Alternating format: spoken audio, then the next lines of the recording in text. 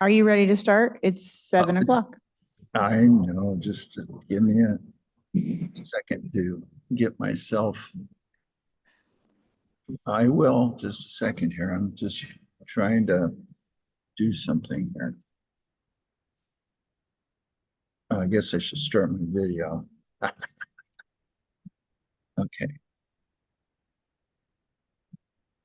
Well, I'm just, okay, just, oh, I know what to do here. Okay.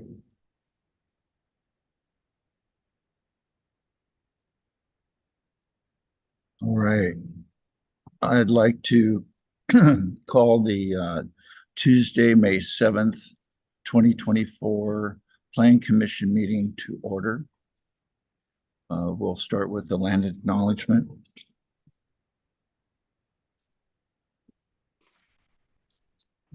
Commissioner Banazinski. We acknowledge that the city of Kenmore is situated upon the ancestral lands of the Snohomish, Snoqualmie, Soxhawtla, Duwamish, Stillaguamish, Tulalip, Suquamish, Muckleshoot, and other tribes who are part of the Coast Salish peoples.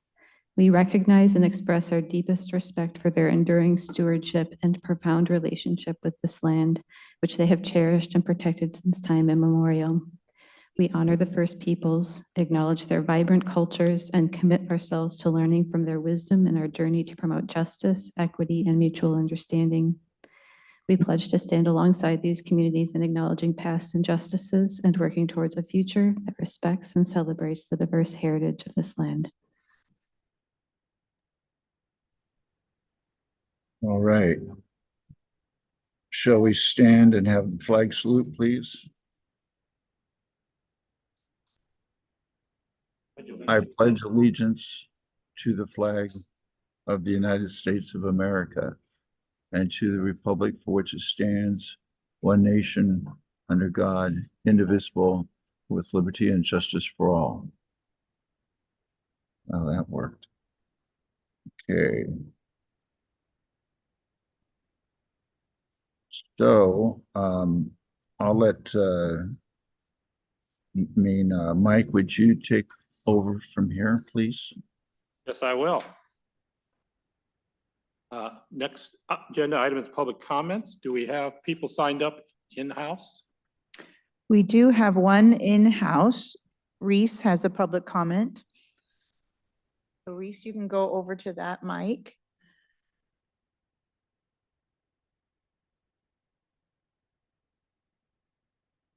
Hi,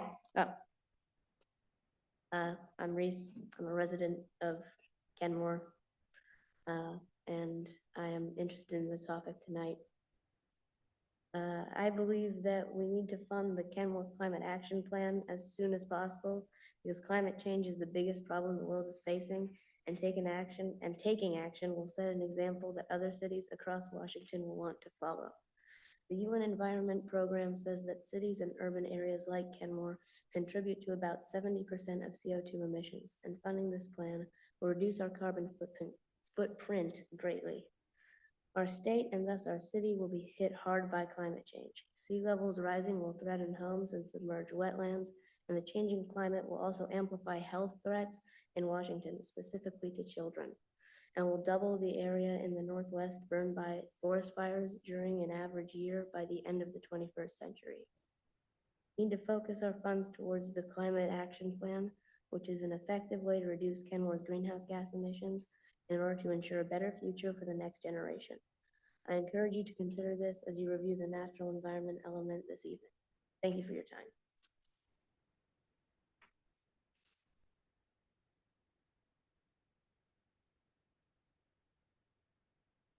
Thank you. Do we have any virtual comments? Commentators? Those are all the comments for now. Thank you very much. We'll move on to the consent agenda. We have a motion to approve the minutes, or do we have comments or discussion on the minutes? I'd move to approve the minutes. Second. All in favor, say aye. Aye. Aye. Minutes are approved. Next on our agenda item is the consideration of the natural environmental element. invite our staff to the table.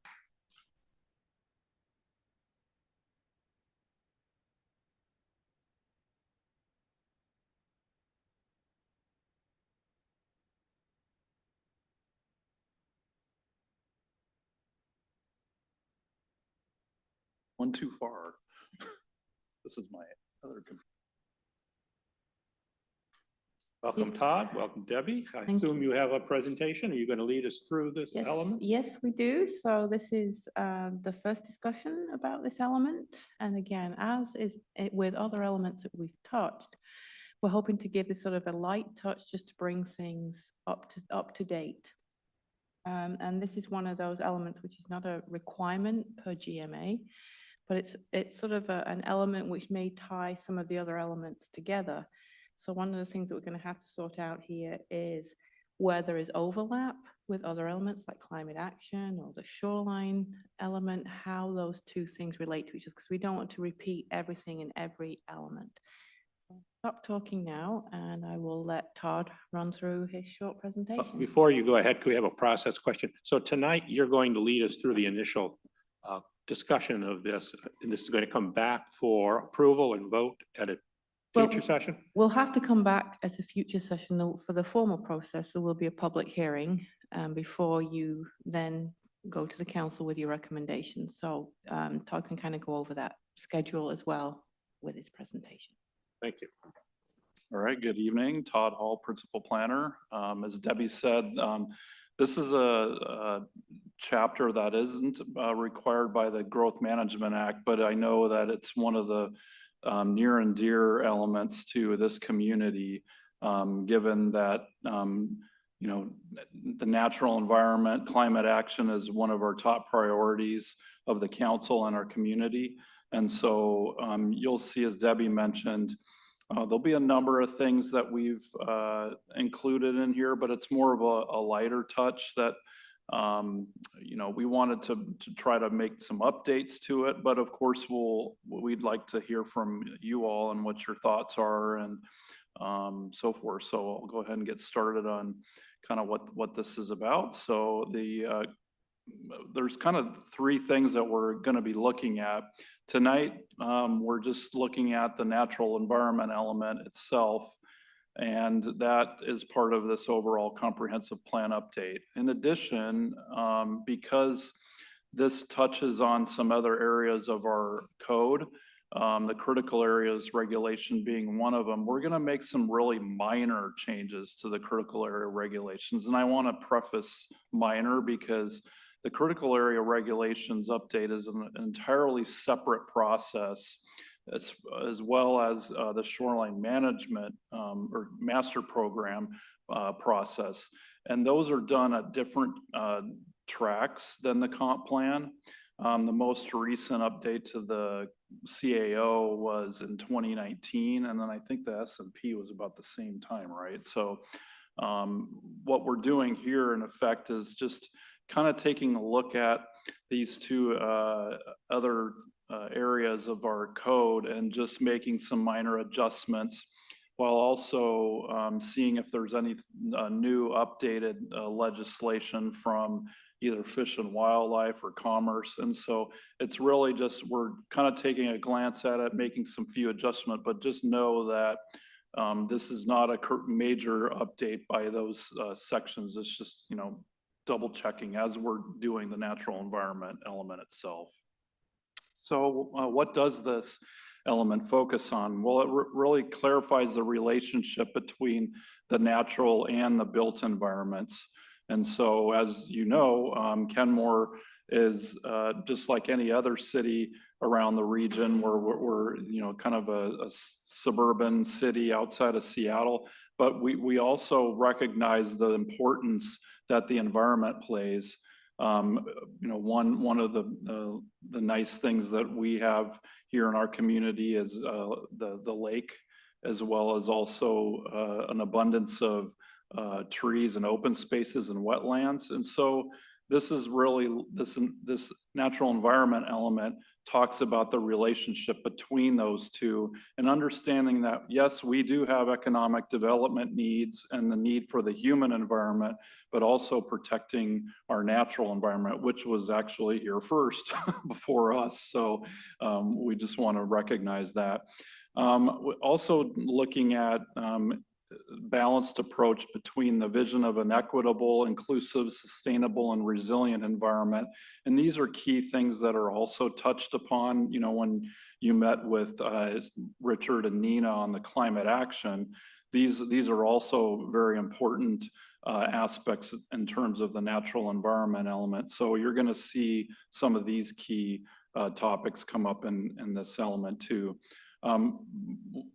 Like I mentioned, you know, part of the Shoreline Master Program, those are more in depth talked about. The Lake Washington, Sammamish, and Swamp Creek bodies, those are the three bodies of water that are discussed in the SMP, but we're also have some small sections about those in the natural environment element too. And so you'll see those sections talked about briefly. And then lastly, but not least, the wetlands, streams, and ecologically hazardous areas. These would be your areas of flood hazards, geologic hazard areas, steep slopes, and landslides.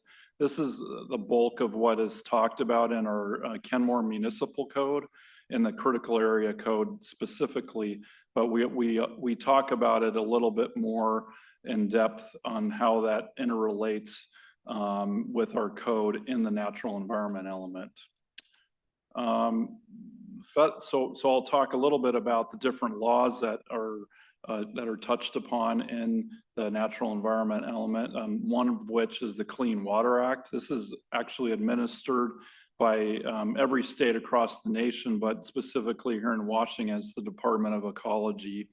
And really what this is, in a nutshell, it talks about a whole lot of things, but I just put 3 bullet points, kind of main key things. It's to prevent and reduce water pollution. It's to clean up polluted waters, and then also protect and restore water quality to support recreation, business activities, our drinking water, and then protecting fish and other aquatic wildlife. The Clean Water Act has been around for many decades. And so with partnerships with the Department of Ecology and our federal partners at the federal level, and then the local jurisdictions basically carry out this federal law to make sure that all of these objectives are met. And then the state laws, we've got critical area codes and then the Shoreline Master Program, which I've already talked about. So we do have a state law that requires local jurisdictions to adopt a critical area code that classifies these hazardous areas, critical geologic and flood hazards. It applies best available science, and I'll talk briefly a little bit about what that is. And then allow for reasonable use of public and private property. So we know that one of the tenets in our code is to make sure that we are protecting health, life, and safety, but also it's very important that private property owners have the ability to use their property to the reasonable, we call it reasonable use. And so you'll see that term, and specifically in the critical area code, but you may see that term in an environment element as well. And then the Shoreline Master Program, this regulates the shorelines, shorelines of the state. And here in Kenmore, that's specifically Lake Washington, the Sammamish River, and Swamp Creek. As Debbie mentioned, this element is not required as part of the Growth Management Act, but it does align with our Shoreline Master Program. The land use element really is where the land uses for critical areas is addressed, and that has been discussed in previous sessions when the land use element has been brought to Planning Commission. The natural environment element aligns with the regional and county policies related to the natural environment. So This is similar to all of our other elements that you've been reviewing. Not only are we looking at for consistency within our own documents, but also consistency with regional, that's PSRC, and then county, that's King County, to make sure they're all talking to one another. And then the policies related to sustainability and environmental stewardship, green infrastructure, critical areas, tree preservation, landscape enhancement, air quality, noise, and light pollution, they're all going to be talked about in some fashion in the natural environment element. What are critical areas? So as I mentioned briefly, these are fish and wildlife habitat areas, wetlands, frequently flooded areas, critical aquifer recharge areas. Kenmore doesn't have any, but many of our other neighboring jurisdictions do have those. And then geologic hazard areas, which we do have several areas of those in Kenmore, similar to most jurisdictions in the Seattle area. And then as I noted earlier, and just another note, the last major update to the CAO was in 2019. And this is now updated every 8 years. So our next look at this will be in a couple of years, starting in 2026 timeframe. Some of the objectives for the natural environment element, it's obviously the compliance with the Growth Management Act, consistency with state agency guidance documents. This would be from specifically Fish and Wildlife and from Department of Commerce. And then policy update and coordination with the overall comp plan. And then lastly, I threw up a couple of our current maps, these being the geologic hazardous areas and our streams and wetlands. You'll note one of the notes I have in there is to get some updated or refreshed maps. We'll probably make these consistent with our other maps that we've been doing recently. Currently, our GIS analyst, Amanda's still on maternity leave. We're expecting her back probably midsummer. And so when she comes back, that'll be one of my tasks is to have her help out with these. And then I think I noted in the element, I can't remember which one, but we have maybe an additional map in the mix too. So that's really all I had this evening for just kind of this really brief overview. And now I'll just turn it back to Planning Commission and we can kind of go through any specific comments that you might have on the element itself. Thank you. What's the preference of the folks here? Should we go through this line by line, or do you want to? Why don't we start at the beginning and we'll work our through and people. Yes, Tracy. So before we start, could you clarify what you mean by light touch? Yeah, that would be helpful. Thank you.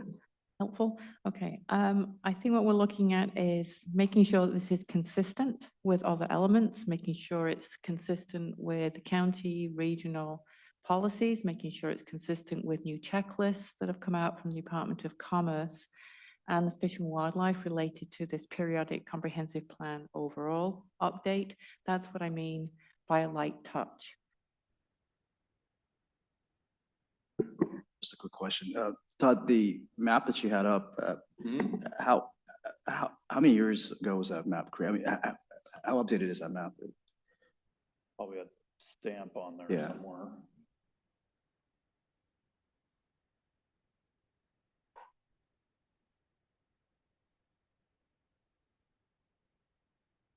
Looks like 2019 is what the date stamp on. So I'm sure it hasn't changed drastically, but we'll double check to see if anything. Most of the time, these things are pretty stable. I mean, in terms of like not ground, but like the map boundaries have remained relatively this, unless some large event has happened that has greatly changed, say, on the geologic map. So if I can just add on to that. So typically the geologic maps stay the same. When we get, these maps are for guidance only. So when there is a specific development and they're required to do a critical area study and define exactly the boundaries of the critical areas, a wetland or a stream, then though we kind of keep track of those and we have those in a GIS layer, which is updated. Because when we did the last periodic update in 2019, that had not been updated. So we had to hire an intern to go back the prior 8 years and go back to those specific subdivisions or developments to update that. But we've been keeping that track and that up to date.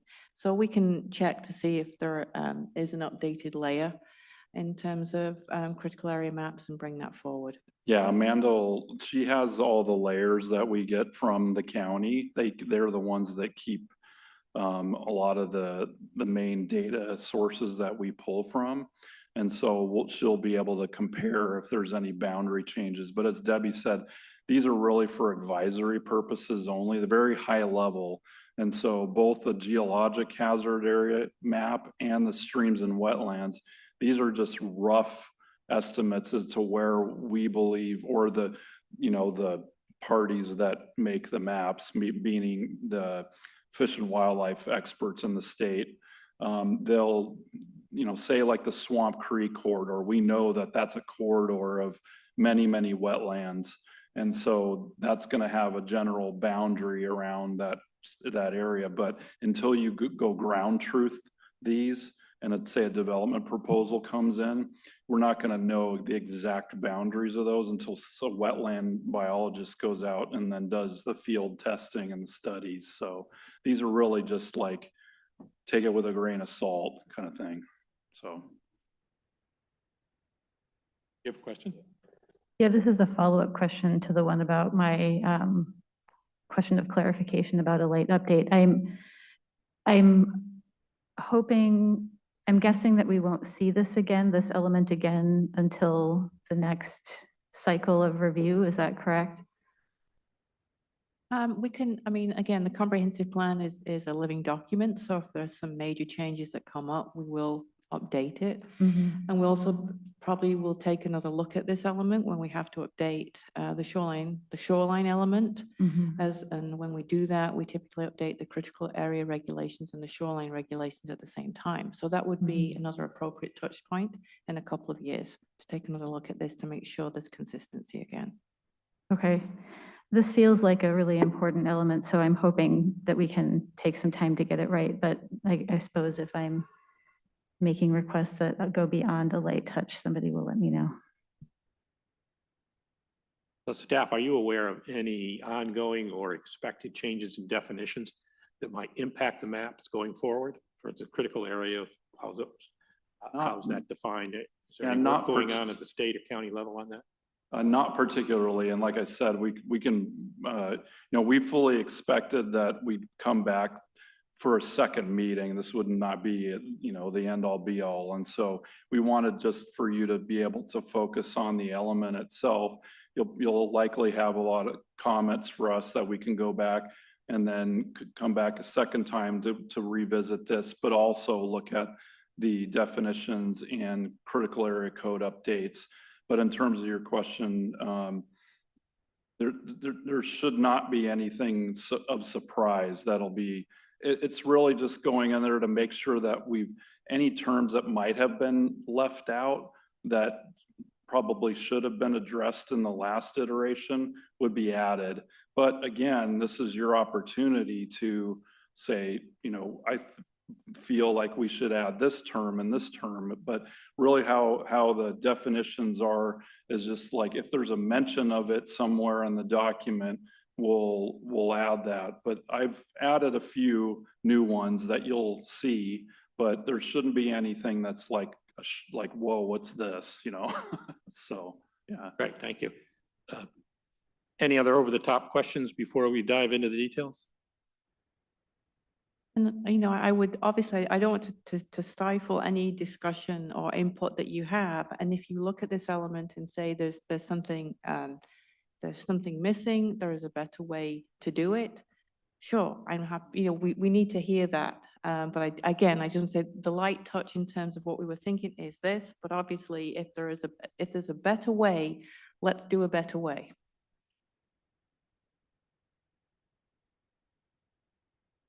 Thank you. Todd, do you want to start us off here? Oh, well, yeah, however, it's your preference on whether or not you want to go through the commission's. I've heard a preference to go through line by line or section by section. Yeah, I mean, that's perfectly fine. So, Mr. Chair,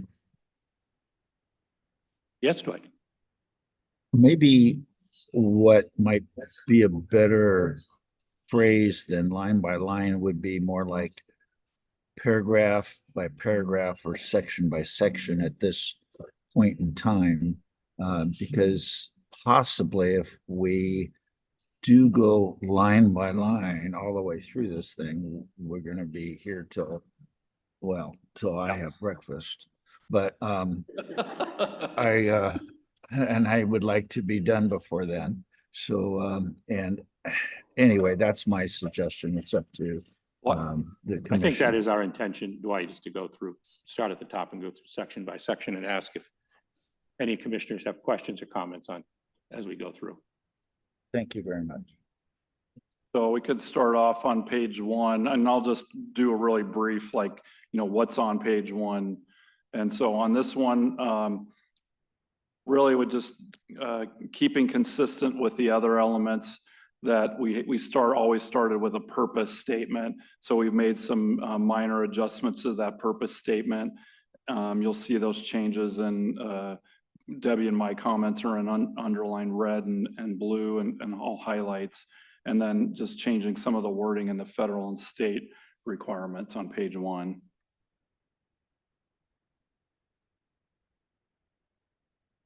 Any questions or comments on the first section? Yes, sir. Thank you. As I was reading through, I looked at a couple of adjacent city-related elements. I think Lake Forest Park has an environmental quality element, which is a bit different, but Bothell does have a natural environment element. I felt like their purposes were a little bit more strongly weighted towards stating that the purpose of this element was the protection of the natural environment. There's definitely balance in there as well. So Lake Forest Parks did use the word about having balance as well. But I feel like both of them, they were less couching the natural environment in its relationship to the built and just allowing the natural environment to exist in and of itself. And within this draft, where I thought that showed up actually really nicely is not to skip around too much, but just because the comment is there. So 4D3, under existing conditions, some of that terminology I think is actually stronger for a purpose statement. So things like starting on line 7 of 4D3, the protection of these areas is vital not only for the quality of life and enjoyment for humans, but also for flora and fauna. As Kenmore continues to grow, key considerations must be given to balance, growth, development, and recreational access with the protection and preservation of the community's natural assets using best available science. That to me was kind of a stronger statement of purpose than the current purpose section. Oh yeah, the first background section under existing conditions. Yeah. Okay. Any follow-on comments on that? Yeah, I just wanted to mention, I was kind of hoping someone would mention something. I think you put it more eloquently than I would have. But I suppose on that first page, and I think that change, or if we make a change where we shift that up to the purpose, that might address some of my concern here. I feel like it should be more the built environment in balance with the natural environment. We can't necessarily relocate the mouth of the river, for instance, and have it have the same environmental integrity that it would provide today. But they are in a balance.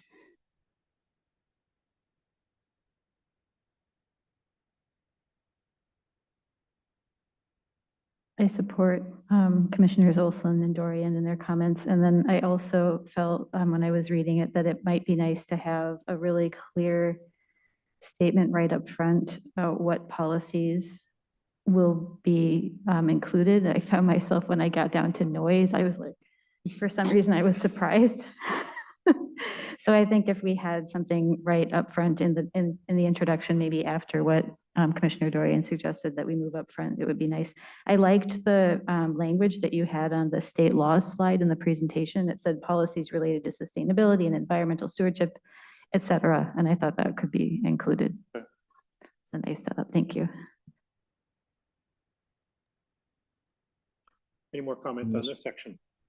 Mr. Chair, this is Commissioner Thompson. I concur with Commissioner Dorian's, suggestions. Thank you. Any other comments? Tracy? This is a comment on, related to something that's on page 4D1 on line 26 and 27. I know this is just a high-level summary, not all inclusive of the benefits of trees, but I wondered if we could add to the end of that sentence, tree canopy and native vegetation within natural areas are important to support fish and wildlife habitat and mitigate the effects of climate change. Start to think about trees for their multi-benefits to us. That was line 26 and 27. Yeah, the sentence starts on line 26 with tree canopy, yeah. This is Commissioner Cadre. On the second page, 4D2, we have a small blip on the science behind all this in the state of Washington and what they support. Could you explain a little bit more about the best available science rule? And I know it's written on here, but do you have more information on that, or can we expand on the science that's behind that? So essentially, it's my best, and Debbie, feel free to chime in. Best available science is really adding science-based information that is the most up-to-date from Fish and Wildlife, from other state agencies that trying to find the right words. I'm looking yeah. for a definition here. I'm not, clearly I'm not a scientist.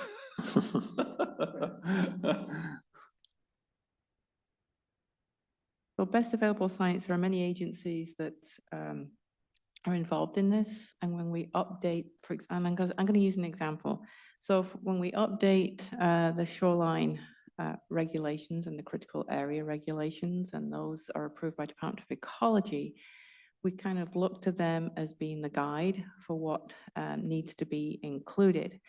And they kind of take in new information, and when those regulations are updated, they provide a checklist and a report about what are the sort of the baselines for what how science supports those critical areas. And you can imagine that over many years that has changed.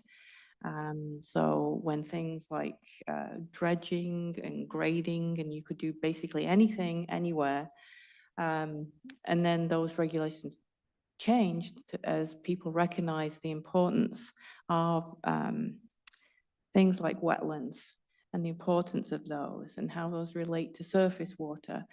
So then, as you can see, the science changes, and the science then can change in terms of how those systems function together, the best ways to protect them, ways to restore them, and mitigate impact. So that body of science and study is constantly changing. So that the periodic update is a way to sort of catch up with the science in a prescribed way by the state, to say that every 8 years, you kind of look at how that body of science has changed and you kind of implement that.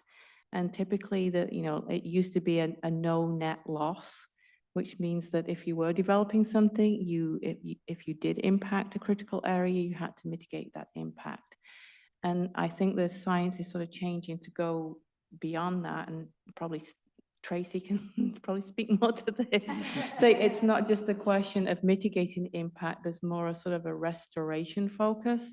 So again, that the way people look at the environment and the importance of the environment has changed over the years. So that's really best available science is, it's a body of work to reflect protection, restoration of the natural environment. And lo and behold, if I would have looked at this first, it's in our definitions section, chapter 182272. So it means current scientific information derived from a valid scientific process, including that used in the process to designate, protect, or restore critical areas as defined by the state. So, yep. Todd, would it be possible for you to share your screen so we can see the sections? Yeah. Sure. Appreciate that. I don't seem to be able to get access to my. Michelle, can you jump in, please?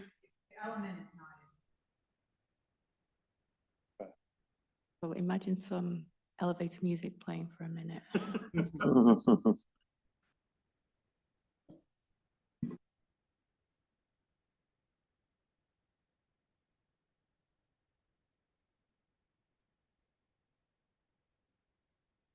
Any further comments on this section? Are we ready to move on? I might have one more quick comment.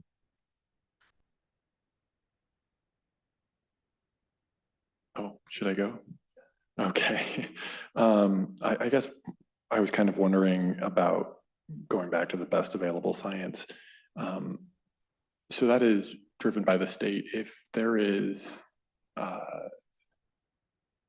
trying to think how I best phrase this. I suppose what I'm wondering is during that 8-year period, like let's say with the discovery of like 6 ppd or something like that, right?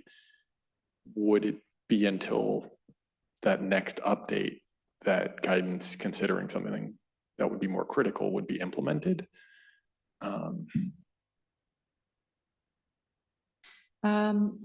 That's when you typically do it is every 8 years. It doesn't mean that regulations can't be updated sooner than that, but there needs to be a good reason because as you can imagine, all those regulations play well together. And it is an enormous effort to update the shoreline element and those shoreline regulations and critical, and for like Mike, who's been through that, realizes that this is a huge effort. It probably takes, 18 months, almost 2 years to get through that. So we want to make sure that we take a holistic approach, but if something changes and there is a good reason to make that change sooner, obviously you can change those regulations sooner. You can change those elements sooner, but the caveat is if you change things like the shoreline rules or the critical area rules or the shoreline element, that also then needs to be approved by ecology as well. So it's sort of a higher bar when you make those changes, particular elements. Is it also safe to believe that if something comes up as critical in terms of new scientific knowledge that hasn't yet been codified at the state or county level, that there's nothing that prevents that from being brought to the city council or as part of our annual planning? So I think that's the fact that it isn't in our policy document doesn't preclude action, more immediate action. Is that a fair statement, Debbie? That's a fair statement. Thank you. I had one comment on the purpose section, line 26. We're talking about tree canopy and native vegetation within natural areas are important. I'm wondering, would it be appropriate to expand that so it's not just within native vegetation within natural areas, but actually citywide? Especially saying later in the sections we get into tree canopy citywide, have that discussion. And if I could, Commissioner Banaszynski, you had some comment on that section, on that line too, related to trees. Yeah, I had just suggested that we add that in addition to being important to support fish and wildlife habitat, that they mitigate the effects of climate change. That was an addition. I did not comment on within natural areas, but that's a good point.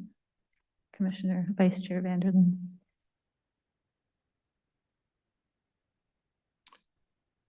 Comment? Yeah, I also was thinking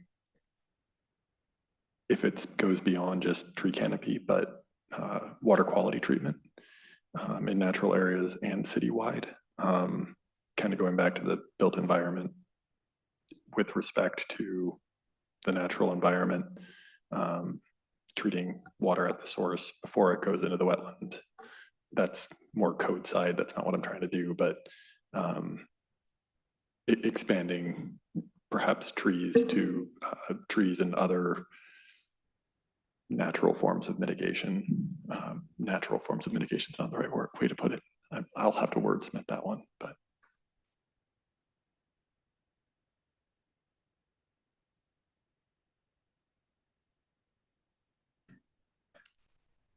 Any other comments or rebuttal to anything people have heard so far? Ready to move on? Move on. So this is just a new section that talks about the environmental critical areas in the Shoreline Master Program. Just in a summary of this. I briefly talked about this in my slides, so I wanted to be able to capture this in this page. And then also on this page is pretty much still intact is the countywide planning policies chapter. I included locally appropriate, and today I was reading your comments, Commissioner Vanderland, and what I meant by that is there's all kinds of different low impact development approaches. And what I mean by locally appropriate is what is appropriate to Kenmore, or things that we tend to focus on that would be looked at, that would be effective for us. Now, we know regionally there's a lot of challenges in low impact development. And I think Commissioner Olson probably could back me up on this, is our soil type is not the best in terms of allowing for permeable pavement types, although we do have it here at City Hall, but there are some challenges with regards to certain types of low impact development options. And so I think what I was trying to get out of here, and I've seen this in other jurisdictions, just saying locally appropriate.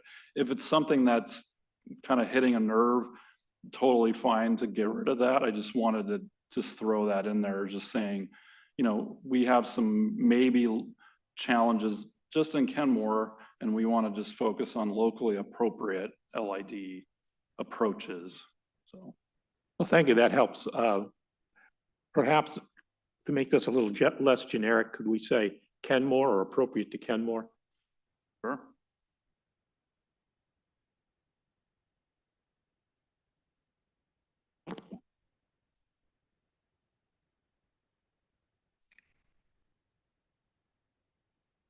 This isn't so much a question as a statement.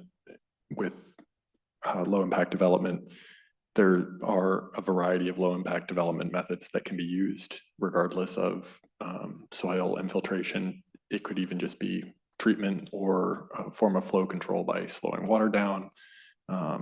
So there's plenty of low impact development methods that can still be used that are locally appropriate.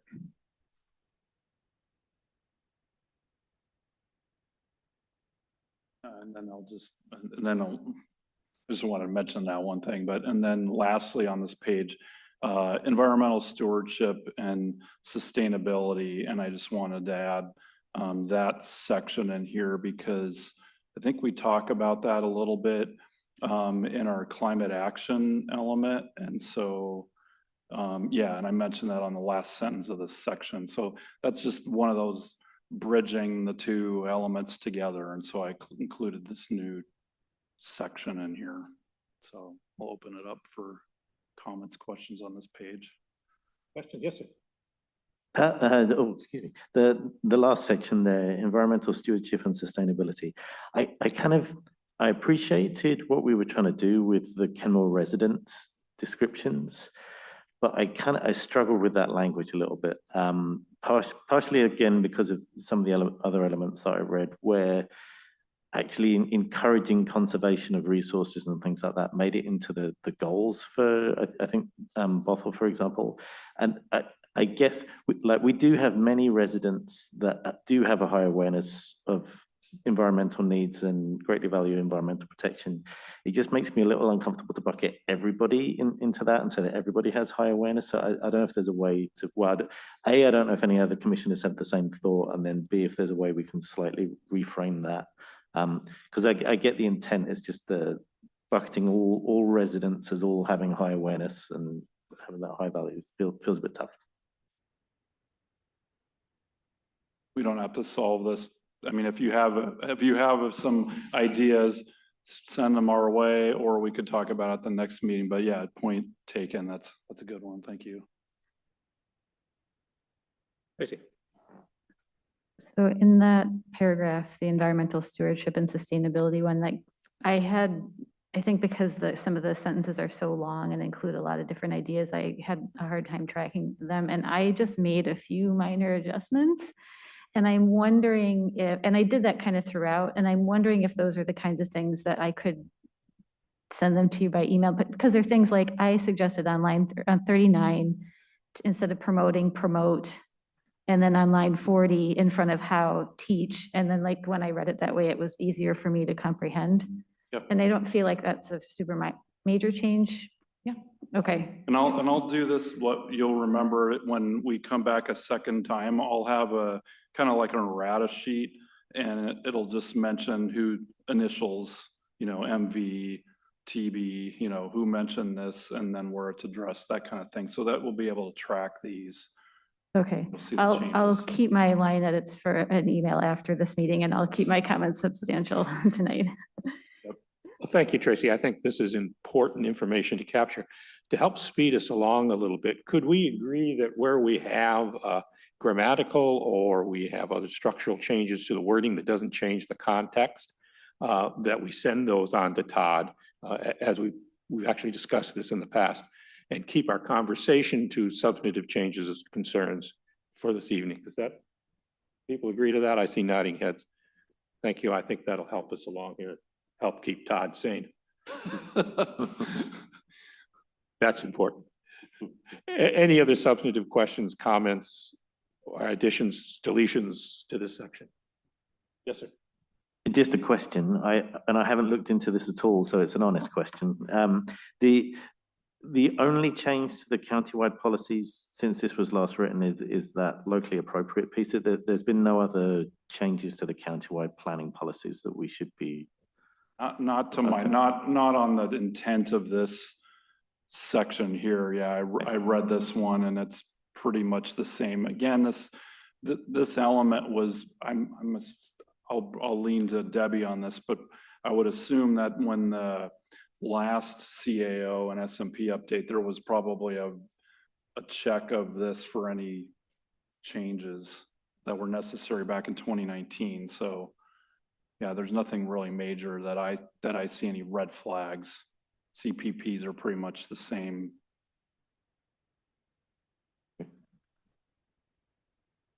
Further questions? Sure. Let's move to the next section. Okay, so moving on to existing conditions, noted on the comments that were previously made on the background section, sounds like we want to move some of that up to the beginning. So I'll kind of, unless anybody else has some additional comments or feedback on that, I'll kind of skip over that. But I gathered that we'll move this stuff up a little bit higher in the document. Geology, one thing I want to note, you'll see this is largely a very technical jargon type of section that I talked with this about with Debbie, and I just felt like if I'm the reader and I'm reading this, if I want to find out about like, the alluvial deposits and the Vashon this and that, I mean, I could go probably find it in a geology book, but when it comes to an element, this is a little bit too much. That I know most elements that I read don't have this much detail. And so it just made sense to me to remove the bulk of this wording and just really keep it to a very minimal few sentences. If there's something else that the commission believes we want to add to this section, we can certainly do that. But I think really that, the bulk of this was really kind of just more technically detailed than the average reader would need, so. Any concerns with that? Tracy? I agree, Todd, that what you took out is a bit much. To have been there in the first place. I do wonder if there is a more succinct way that we can convey some of this information about the Vashon glaciation, because I do feel like it is a unique part of our, our history and our geography. And it does kind of set the scene for what we see today. And I don't have any, I'm just thinking about like another very tiny paragraph of maybe 3 or 4 sentences. And I'm happy to try to work on that too. I didn't bring anything with me, but I'm happy to try to work on that too, and send something by email. Yeah, I'm sorry, I didn't mean to like kind of call it and what some of my past colleagues call it the slash and burn method, going through Yeah. entire sections and just, but point taken, I think we could probably salvage some of these sentences and just tighten it up. So yeah, if you do have some suggestions that we want to keep some of those, I just didn't want to make it too verbose with. No, it's quite But, verbose. And yeah. as I read it, I understood why you took it out. And I don't actually know if we're going to be able to take any of those sentences, but I think we can. Yeah. I think we can convey the same idea in a different way. I've heard people talk like at the Seward Park Audubon Center. I've heard people talk about it in a way that made sense to me and my child. So I think we can do something, but yeah. Okay. Brevity is a blessing. Perhaps we could make use of our footnote section to give some references so people wanted to follow up on some of those details. Well, that's mainly those 2 things were the bulk of that section. So I can move on if everybody's comfortable there. I think this looks like it continues. Geologic hazardous areas, similar vein, but this is largely still intact, just some few little minor tweaks to that section. So if anybody has any comments on that. And then same thing with air quality. I didn't see anything that needed any updates, but if you see something that we might want to add or focus on, we can take a look at that. Yeah. Thank you. I thought this section was really strong, the existing conditions, especially compared to other local elements. None of them had this level of depth about the existing conditions. And I think that based on what we've said about how important this is to Kenmore, I think it was really great to see the level of depth of understanding what we have. The only thing that stood out to me is that there's one area that has future conditions in it, I think, which is the air quality piece. And it kind of stuck out to me a bit that was the only subsection within the section that covered future conditions. And I didn't know how we want to handle that. If we wanted to pull a whole future conditions section in, that would be more than a light touch, I know, but or how we handle the fact that does stand out a bit differently as the only one that covers the future conditions.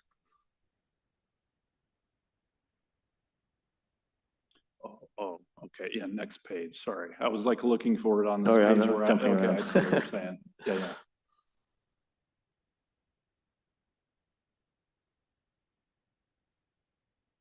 But yeah, overall really strong. It was that this really read very well to me, this whole section.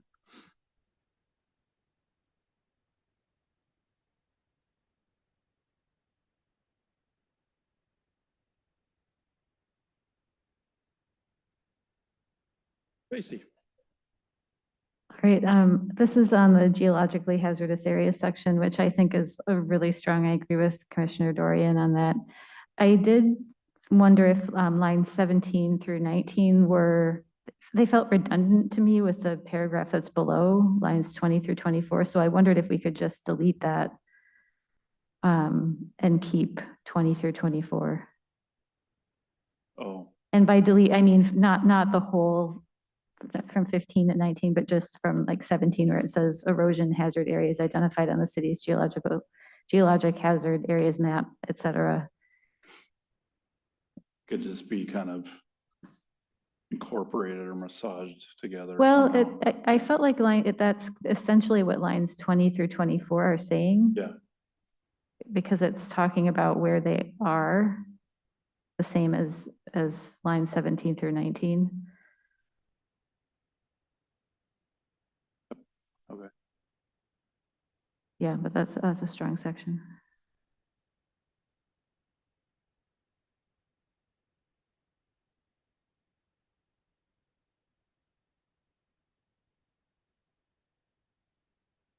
Further questions? Please. Yeah, I had a question about line 21, perhaps amendment. I was curious about, so actually, I guess it's lines 20 and 21. The identification of areas susceptible to landslide is necessary in the assessment of grading, building, foundation design, housing density, and other land development regulations.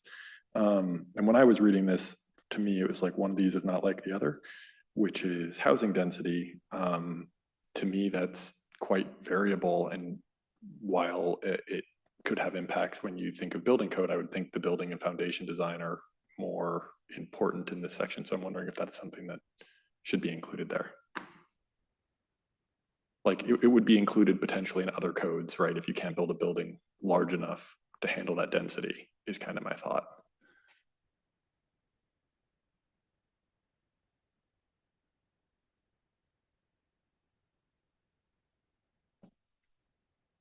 Todd, you look pensive. I'm just staring at it a second. Do you have any thoughts on that, Debbie?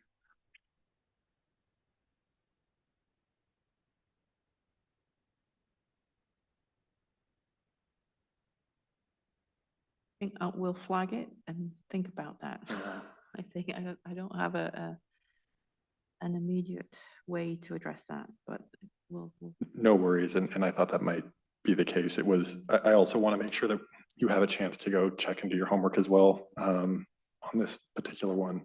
And I specifically noted in geologically hazardous areas as opposed to say like an environmental area, because I could see impacts from development due to density being an issue for the environment. But when it comes to geological hazards, those seem to me that are something that would be more covered by the construction standards and building standards than necessarily specifically density. Yeah, that makes sense. Yeah.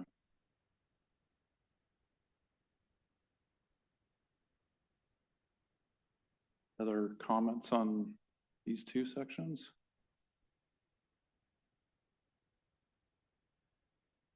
Yes, Tracy.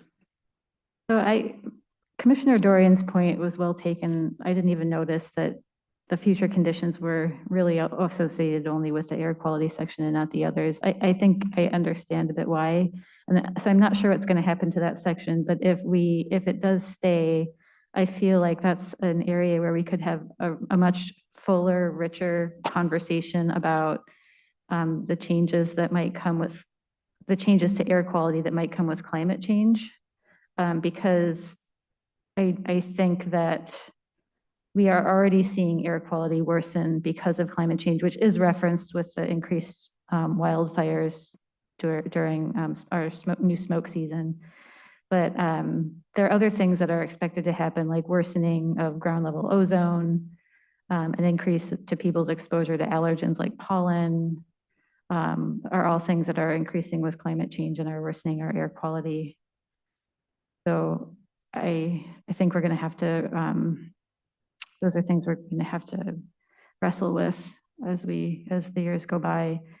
And then I also, I know that the lines 8 through 10, the wood burning fire was taken out. And I acknowledge because a primary heat, that's not a primary heating source for newer houses, but I was really struck the last time I saw a presentation from PSCAA that wood burning fires, whether they be in somebody's fireplace or outside actually, are a major contributor of particulate pollution in the air. I was astounded. I had no idea it actually made me not want to burn wood in my fireplace at home anymore. Like I went from being someone who like was resistant to having it sealed up so we could get a credit from PSA right, on the energy efficiency of our house to like not wanting to ever have a fire in the fireplace again. So I wonder if that's still a place where we can do some education with the community. And if so, if we want to keep conversation about that in there. And then I don't know how far into this we want to tread, but I noticed that there's no mention of the heavy industry on our waterfront and how that may contribute to air pollution. There's no mention of the air harbor and how, you know, us having planes coming in and out might contribute to air pollution. I know that, you know, the air harbor is a beloved part of our community, and I don't mean to disparage them, but I also do wonder about what's the burning of all that airplane fuel doing to our air. Again, I don't know what's going to happen to this section, but I had a lot of thoughts about it. So if it's going to stay, I think we could have a more robust conversation there. I think what we also need to do is take a look at the climate element, and also maybe we can either refer to the climate element or to say refer to the adopted climate action plan, because it probably speaks to it more there too. So again, I think what we're looking for is a fine balance here, that we're not either repeating something or we're not getting into the depths of implementation, especially if it's you know, improving air quality is a specific goal with implementation strategies and measures in the adopted climate action plan. So, Commissioner. That's a good point, yeah. Commissioner Banaszynski, if you want to take a look at that and kind of, you know, we will also do the same thing, but that would be how I would kind of take a look at amending this section. Yeah, that's a point well taken. Thank you. Dwight, you've been very patient. Oh, that's fine. It's easier being patient over here. My concern about these two sections, future conditions and the air quality sections, it seems like it's dependent upon how the county is doing versus how the city is doing. And I think that bringing up the issue about the waterfront, particularly the hot issue with regard to the cement plant as examples. There's been considerable citizen concern, and I am a little concerned myself that this is more going out to if the county has made its cut than we have. And I don't necessarily see it that way. Item 2 is the concept of air quality and the concept of tree canopy. I think that it can also be a connection there. I don't necessarily see a need for a large paragraph or delineation with regard to explanation for that, but I think it's worth connecting the pieces of the puzzle together a bit. So those are my, excuse me, my concerns about the air quality and the future conditions. Thank you. Thank you, Dwight. Any other comments, questions on this section? I'd like to throw in an observation here, and maybe this is a follow-on to Commissioner Olson and Commissioner Banaszewski's comments. In my reading through this section, which is titled Future Conditions, one of my first impressions was we were really talking about some things that I think that are elements that are really going to change significantly over time. A big part of our language here and concern here is with auto emissions. But we know that we're moving to electronic vehicles. This is a big, so 5-10 years down the line. How important is that? And when I reread these sections, particularly talking about how density actually seems to have the impression here the density improves the environmental condition. I'm not sure that that's true. And then the relationship to that to transit. Yes, in general, that's true. But if we go specifically to Kenmore, we don't appear to have much real access to true rapid transit. So when we talk about this, I become a little more concerned about what is really the drivers for future conditions and future change that's going to impact our environment. And I think it's less car driven than we've thought about before. It has more to do with density. As we have a strategic initiative, planning, significantly increase the population. With increased population comes impact and pressure on the environment and I think that's going to drive more of our environmental impacts than anything else. And that in addition to climate change, I think those things go together. So if I were to, when I look at this, I'd like to see less concern about the future impact of cars and more about what is density going to do and how do we mitigate that. And again, it gets back to what I think we've already talked about. If we look at zoning, if we look at building standards, there's a way to address that. But I think that's probably more important than some of the things we've been talking about. Reducing parking isn't going to have that much of an impact on our environment. But building smart and building right, I think it will. So I'll stop my talk there, but I think I would prefer to see more emphasis on the impact of density and the expected impact of climate change. So just for clarification,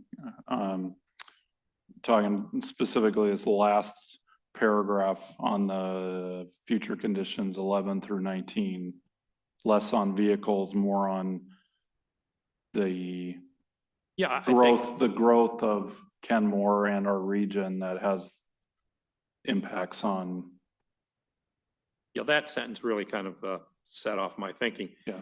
Policies and land use and transportation elements. Yes, that's generally true, but is it true in Kenmore? Yeah. And supporting compact transit-oriented development. I'm not sure that that's really relevant or true. So I'd like to think and call out more density in the potential, and not even potential, the obvious impacts that's going to have, because density is going to change and our population is already increasing significantly. So that's going to have impacts. So what do we do about that? I have a bunch of thoughts on this. Okay. First, I would just like to say that with electric vehicles, as they become more mainstream, we do see increased wear from tires, which means more tire dust in our waterways until there's some large scale regulatory standard that will go into our waterways without some sort of lead treatment. We also see brake pad dust, although electric vehicles do dramatically reduce brake pad dust. So it's mostly tires that I'd be concerned about in the future. Also, this jumps down a couple sections, but vehicles traveling over about 25 miles an hour produce significant noise that is driven by tire pavement interaction, not by engine noise. So EVs will be very, very nice for, downtown or slower streets, but in terms of noise quality and noise pollution, but along 522 or other roadways where speeds are in excess of that, it will still be an issue. I agree that there will be environmental considerations that need to be taken with increased density. However, I'm a little concerned that if we put too much emphasis on that, we won't increase the density and we'll continue to sprawl and have a greater net impact because we are making it more difficult to have that density. And there's already some constraints on that.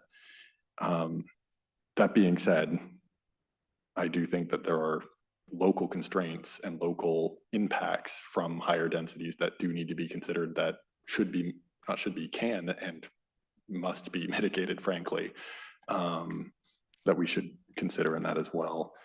And then I guess the last thing is space for parking has a direct, and roadways in general has a direct impact on water quality in terms of the amount of surface that we need to treat or manage storm flows because it's larger impervious areas. in some ways, as we increase density, that is mitigated because we catch more water on, you know, the roof of a building and it doesn't go onto the pollution generated surface of the parking lot. But for roadways and other vehicle surface parking lots, for instance, that would still be a concern of mine in the future. And I guess I just want to make sure that we don't revert back to what we've done for 50 or 60 years that has gotten us kind of in the spot we're in now.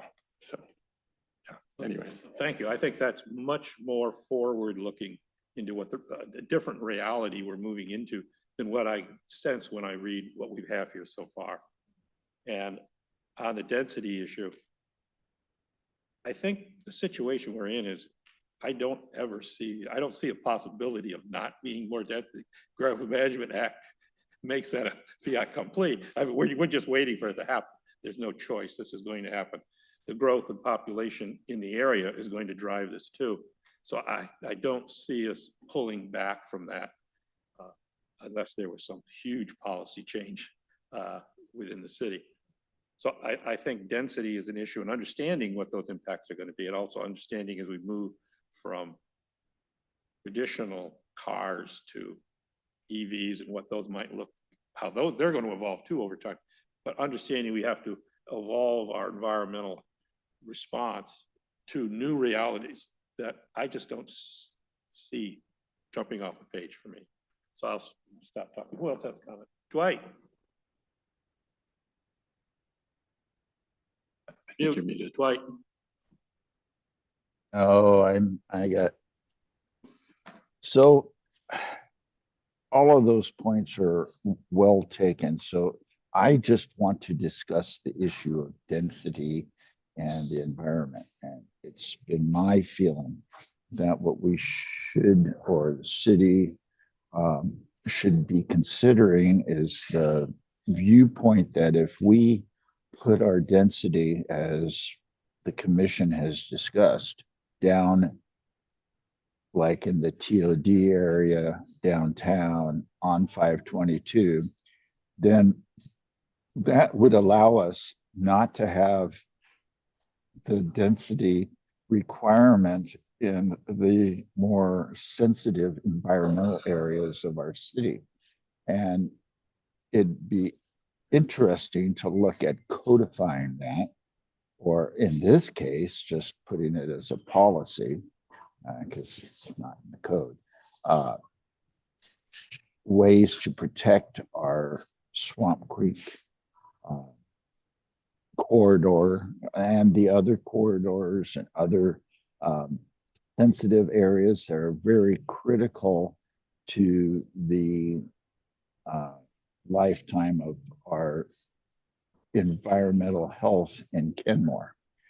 So that's my view of density. I really see there possibly could be a way for us to draw our own urban growth line in our city and say that, you know, this is where our density for King County and the state and Puget Sound Regional Council numbers that they provide us that we have to comply with. Those will go down in these areas, but in the environmental sensitive areas, we're going to protect those with everything we got. That's just my viewpoint. Thank you. Thank you. Debbie? Not quite sure what to do with all these comments. But I think what I'm hearing is, because this what you've just been talking about goes way beyond future conditions related to air quality. So I think what you are describing is some of the tension between policies in certain areas and how they relate to the environment, whether it's density, whether it's a transition to whatever it is. I think what you are trying to kind of summarize in here is, if the direction is going this way for increased density, or the direction is going this way for a transition to away from cars and things like that, how would some of those things impact the environment? So I think what you're looking for here is either a description of some of those tensions It's not really I'm not saying it's really future conditions, it's more looking at a tension between some of these changes in policy direction that we're hoping to go for, and what would that look like if we go that way? I don't, and Todd's looking at me like, what are you talking about here? So I think, I just think, I don't know if it's just sort of a description in here, is that we're trying to do something different. We recognize that there are challenges with climate, and that we're trying to do things differently. And if we do things differently in terms of those non-natural environment elements, what impact would that have on the natural environment? That, I don't know how to get that into that space, but I'm just trying to figure out what you're actually talking about here, and what that means. So if any of you want to take a crack at that, you go for it. But I'm and we'll take a stab at it as well. But again, I'm struggling with how to reflect this conversation right now. Yeah, I won't put my hand up for that request, but what I wonder here in listening to our conversation and listening to myself as well, is that I think maybe we're stumbling or need to go back to one of the original things we began to talk about this evening, which is there is a crossover between the environment and pieces of every other single element that are in here. So I'm thinking, is there a way to do this so that we describe the issue, but then we reference the other element? So when we're talking about density, that would be expected to be talked about in detail in our land use or other. We're talking about surface water, we're talking about shoreline. There are specific elements that go into detail. So rather than going into detail here, maybe what we should be doing is calling out the issues that are specific to environment. That's referring, and then referring out to, this is where the response, you would read the response to that. And we just have to, as we talked about in one of our last elements we just reviewed, we're going to have an interesting matrix at some point of going through and saying, okay, this impacts what other 6 elements?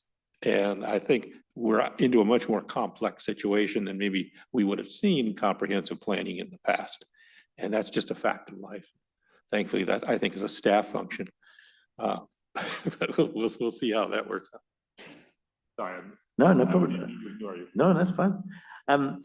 Speaking of the other elements, what the discussion made me think of was the Scott analysis from the economic development elements, which again, that's a tough ask, because I think there's expertise, like broad expertise needed to put together as strengths, challenges, opportunities, threats. I mean, maybe that is something we can all contribute to offline with the initials next to the contributions, but that's what it sounded. We were kind of noodling around what are the strengths, what are the challenges, what are our opportunities and threats. So that's where my brain went.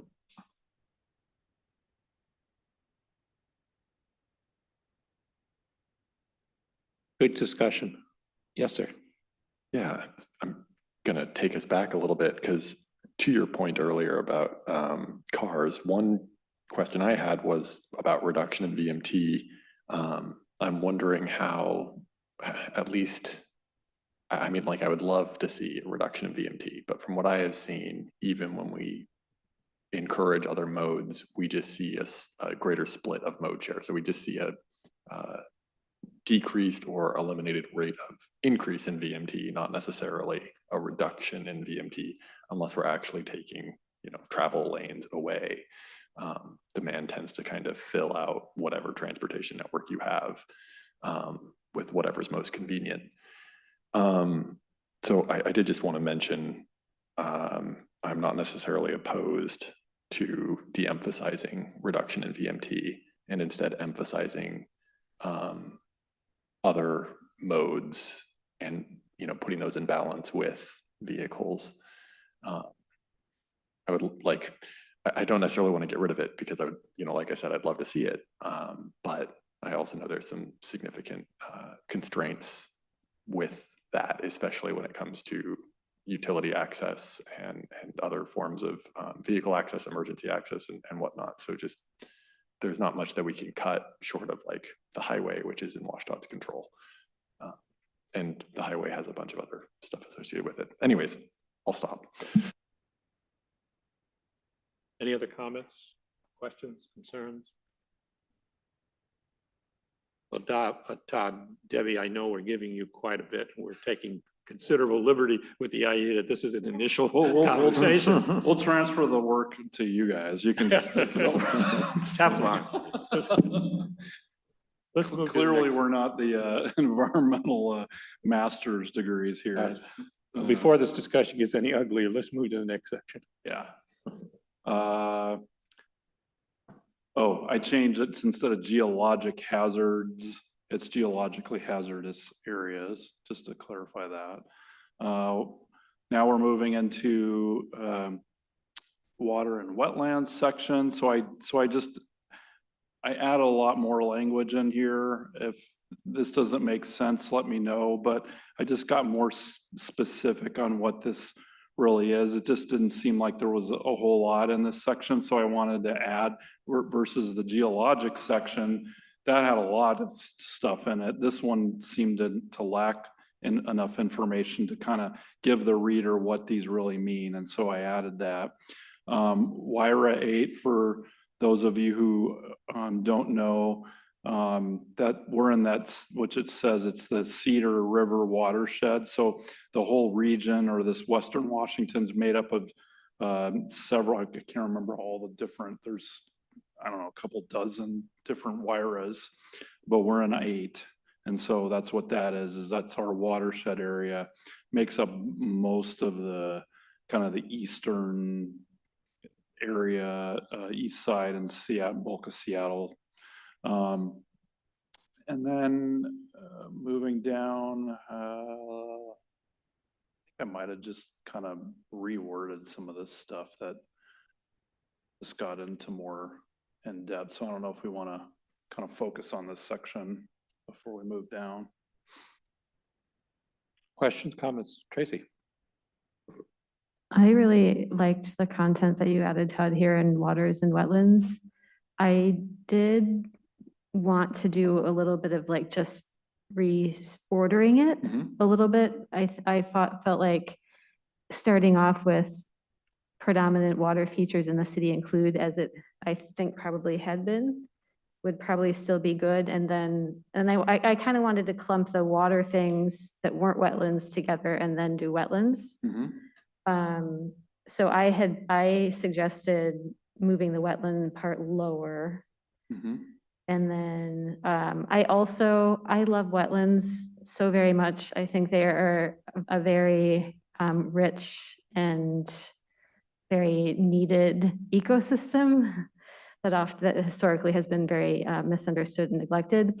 So to kind of flesh out how wonderful I think they are, instead of for line 2, what is now line 2, I have wetlands clean water, recharge water supplies, reduce flood risks, and provide fish and wildlife habitat. Just to kind of flesh out some of the things they do beyond just providing habitat for plants and animals. And they do more too, but. And then I'm pretty close to RIA 8 as I work closely with those folks for my paying job. And so I did do some rewriting of that section so that I could understand it in the context of what I know about it. And it's just a little bit of tinkering with what you already have, and I'm happy just to send that over to you. Great. Thank you. Other comments, questions? Seeing none, let's move to the next section, please. No, I had a question.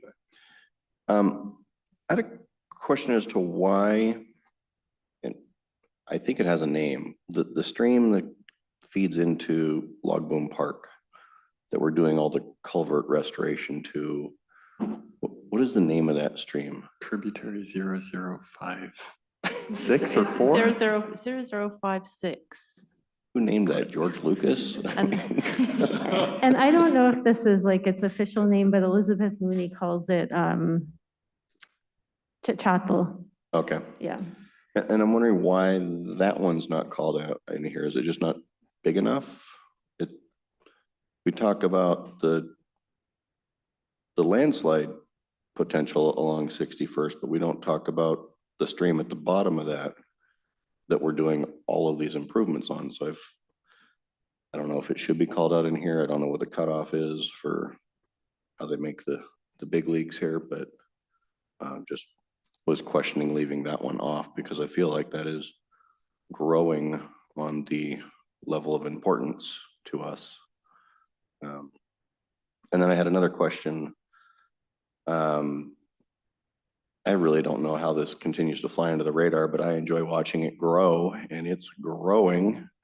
The beaver pond at Twin Springs, I know it's a tributary to Swamp Creek, but it's becoming a larger and larger tributary or issue.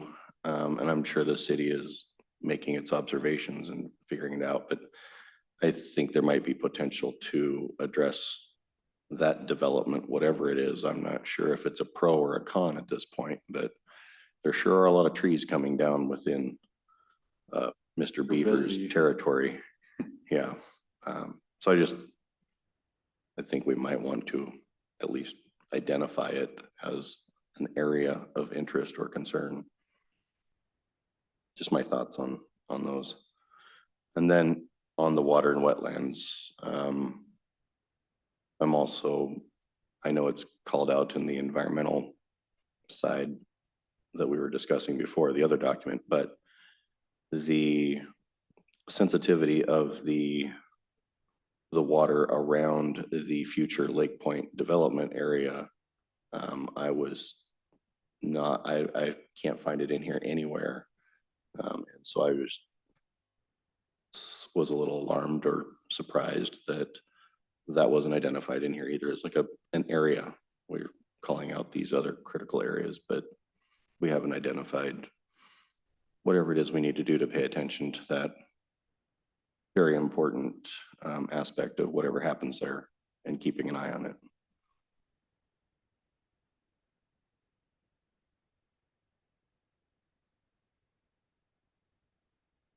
Any other comments, questions?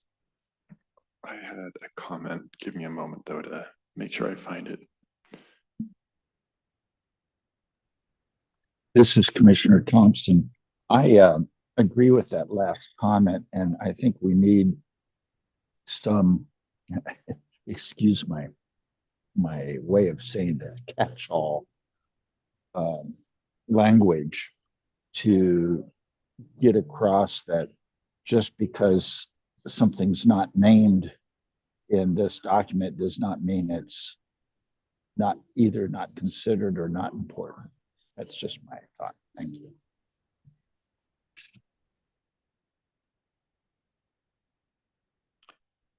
Anything else on this section? We can always come back. Yeah, let's just do that. Okay, now a couple pages, section on Swamp Creek. You can also just send your comments to Todd, and he'll include them in his consideration for whether there needs to be amendments or additions to this write up when he brings it back. That's another option. Yeah. So Swamp Creek section, I just removed the second part of that paragraph. If anybody feels that that should be kept or reworded, please let me know. And then I added some language about water quality and then a couple extra section. Talk about this page.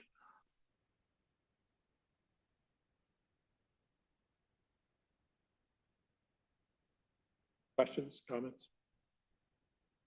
Tracy?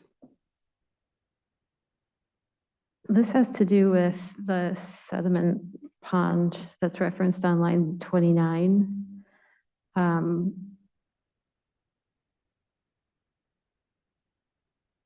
I don't know quite what to do about that, but I think it reads to me as just like a matter of fact thing, like this is what we do to solve this problem in a very kind of neutral to positive way, but I really the best way to reduce large-scale flooding is floodplain reconnection and giving, our creeks again more space than we've allowed most of our urban creeks and rivers. And I think the sedimentation pond as a solution has some benefits. Obviously, we do it, but also drawbacks. It's incredibly disruptive to habitat forming processes. Every time it gets dredged, you're disturbing what has managed to colonize the stream bed. And it's not, it's like not a durable long-term solution because we have to do it. I don't know the frequency with which we're doing it, but it's fairly often. So I don't know. Again, I don't know quite what to do about that, but it's something that jumped out at me because it's complicated.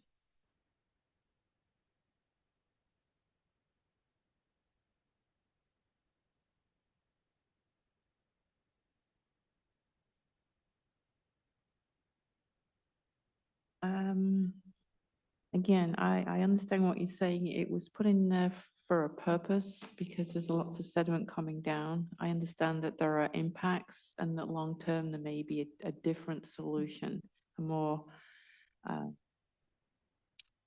environmentally friendly solution.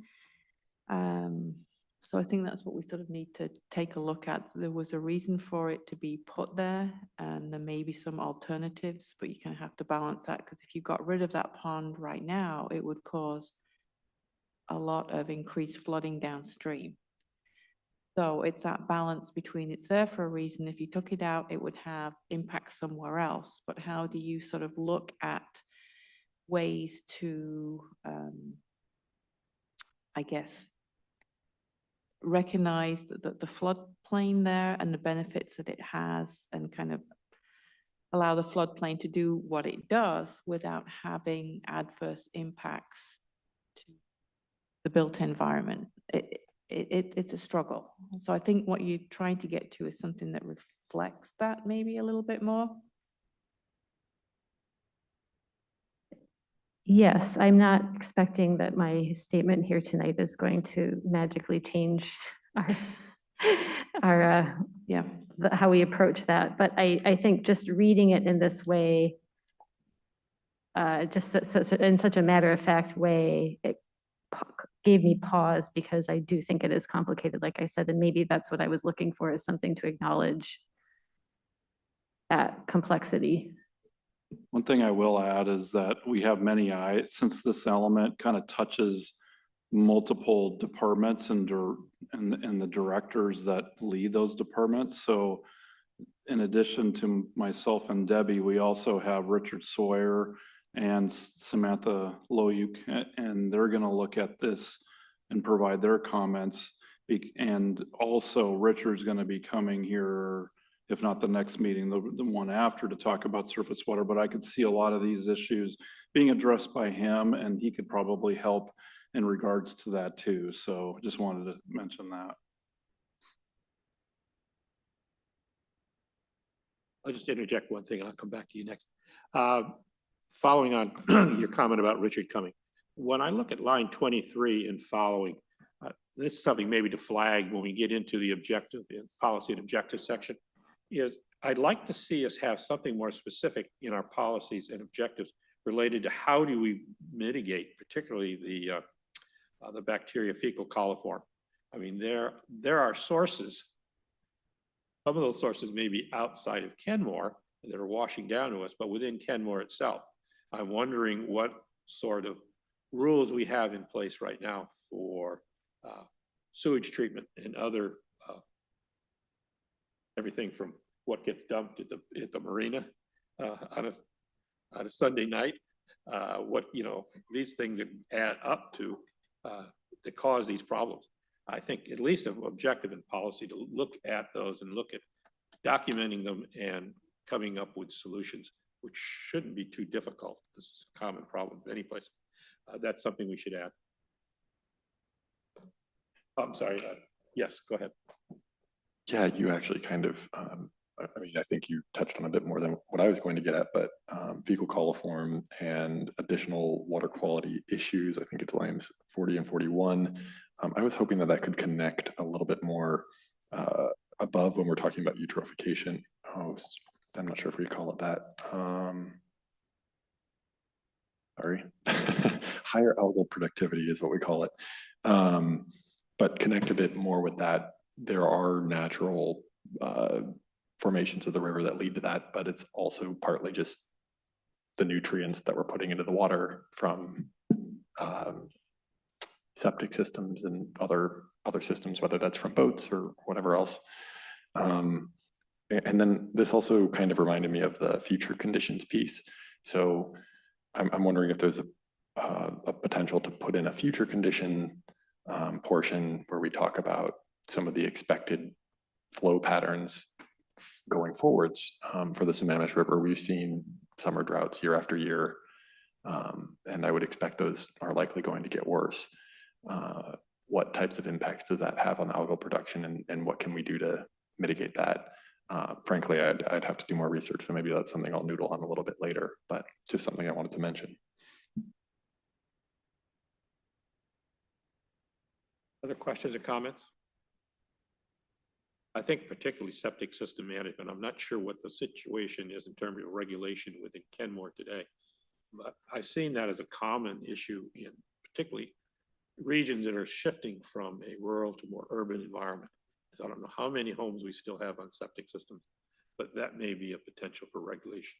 And if you be a significant contributor to some of the bacteria-related problems we're seeing, or the recurrence of them, especially those that seem to be seasonal, as you pointed out, that we are, as we become more of a recreation center and want to accomplish that, part of our economic development eventually is going to hinge on that. We want to encourage that, but we have to make sure that we manage that in a way so that we don't end up stressing the environment again. And you just reminded me of one other thing I wanted to list besides just septic systems, but also fertilizers, especially on lawns and golf courses and veggie gardens even, although hopefully to a lesser extent, hopefully most of that's absorbed, but that's dissolved phosphorus, bioavailable phosphorus, and that leads pretty directly to higher algal production in Lake Washington. I think Lake Washington was actually one of like the studies that kind of proved this a long time ago, but anyways. White?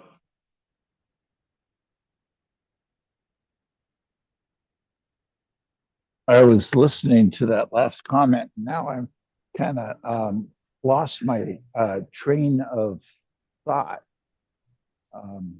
But let me get back to it. I'll get back. I'll raise my hand again when I get it together. Sorry. Okay, I'll keep an eye out for you. Thank you. Do we have any other comments or questions on this section? Seeing none, shall we move along? So just move into the next page. There's a section on Sammamish River. I did remember my Oh, Okay. I was listening to the other comments there. So 30 years ago, at least, Lake Forest Park made a mandatory decision for homeowners that they had to connect to a sewer system. There was no choice for new housing and old housing where the septic system had to be either replaced or repaired. They'd have to look at the ordinance that was passed, but they made it mandatory for a connection. And also there was some sort of a financial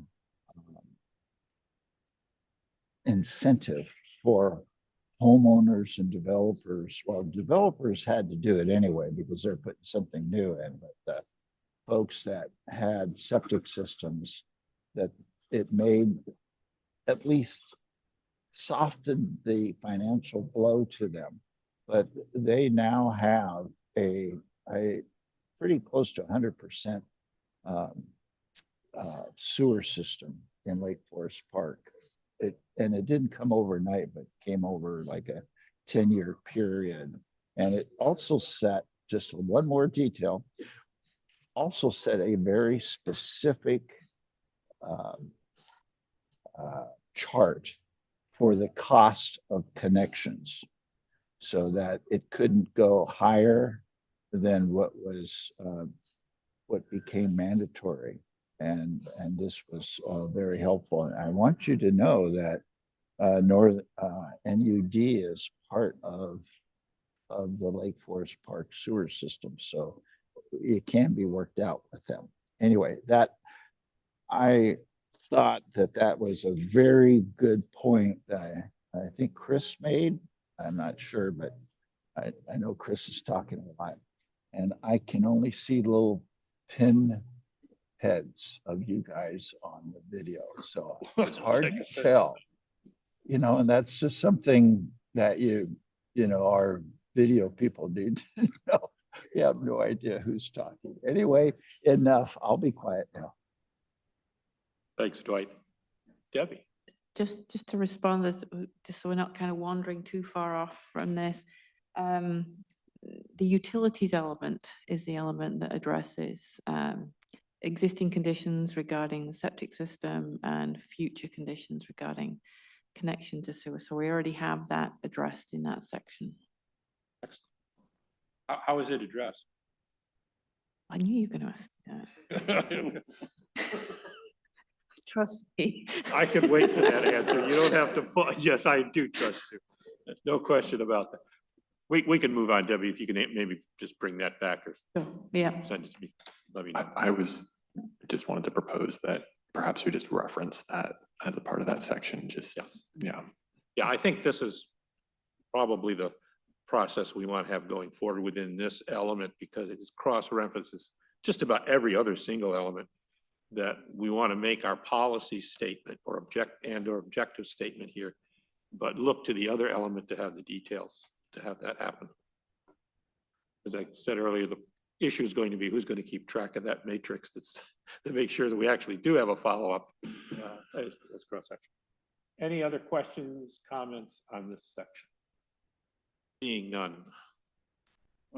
So just go over the next couple of pages here, because I'm just noting these are the water bodies. So similar to Swamp Creek, the next couple pages talk about Sammamish River, and then lastly about Lake Washington before it goes into the endangered, threatened, and priority species. So I'll just leave it at that. If you have questions on either Sammamish River section or Lake Washington water bodies before we go to the next one. Questions, Tracy? This would apply to the Sammamish River and to Lake Washington. I think what we have done historically to our watershed with the building of the locks and the lowering of the lake level was really transformative for our environment and was really at the very beginning of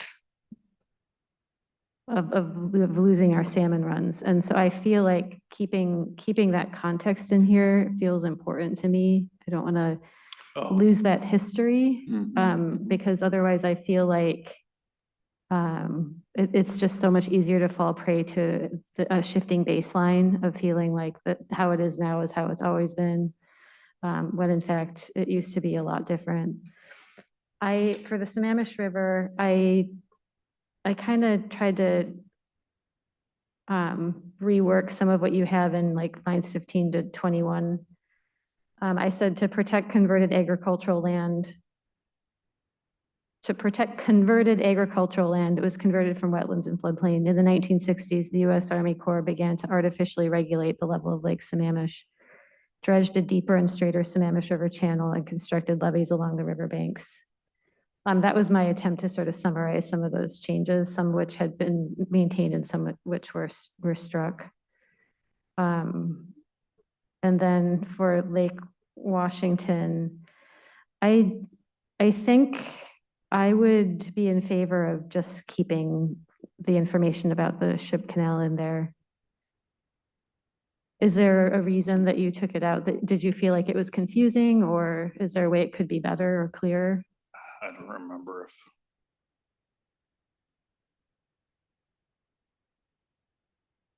I don't remember. I'm happy to keep it in there, Yeah.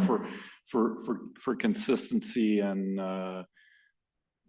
documenting the history. Mm-hmm. That's, yeah, Mm-hmm. I'm not opposed to it. And maybe we want to go maybe a step further and make the connection for the reader that it is because of some of these changes that we are having,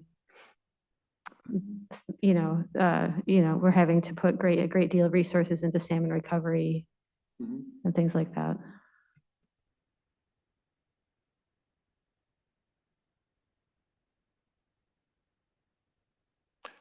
Other questions, comments on this section? Yes. I think someone may have mentioned this before, but the Lake Washington section, the water quality, just the thoughts around community concern about water quality. Like I think it was it a sturgeon fish last year that was found? Just something to address that. I think given that there has been community concern about not the water in Lake Washington as a whole, but specifically to our part of Lake Washington, and just being aware of that.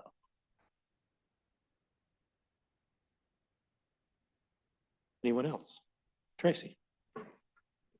Did we read an element recently that talked about the shingle mill?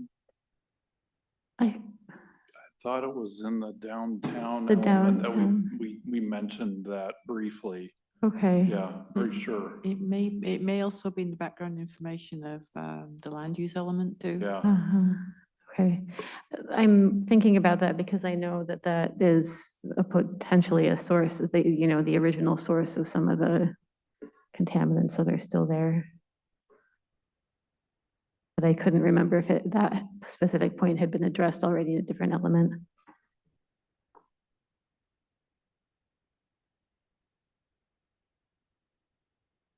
Questions, comments on this section? Moving on. Next, we have endangered, threatened, sensitive, and priority species. This one just talks about our federally listed species and the critical habitats. A lot of this language all comes from Fish and Wildlife Guidance. It's hasn't really changed a whole lot. The only other thing that I think I marked it into, maybe I missed it right here. The bald eagle is no longer listed, so I need to make sure that that's removed, I think in this last section. And then we have a thing about the great blue heron. Now, here's another example, because the heron is sort of a symbol of Kenmore too. I know it is for regionally, but maybe we keep these couple of sections that I removed. I'll leave that up to the commission, but it was just one of those sort of subjective things that I didn't know if we wanted to keep that much language on it, but I guess that's up for discussion. I guess I'll just stop there before I go into frequently flooded. So these couple pages here. Thoughts? I like what you did there, Okay. summarize, so I'm okay with it. Frequently flooded areas. This one we didn't even have anything about frequently flooded areas, so I thought it was important to note that, since we do have quite a number of areas that are potentially flood plains, and so just wanted to mention that. Tree preservation and canopy protection, there was no language about that, so this is what I added. If you have a better way to kind of say that, I'm open to that. And we need to have a map created for this because this section didn't exist. So most jurisdictions have a frequent flooded area map. And then I'll stop there. Or comment or Any comments on these sections? For the frequently flooded areas, I was wondering if we could potentially just add a reference to the stormwater element, just given the implications from things like flow control and lid projects on flood risk and water quality.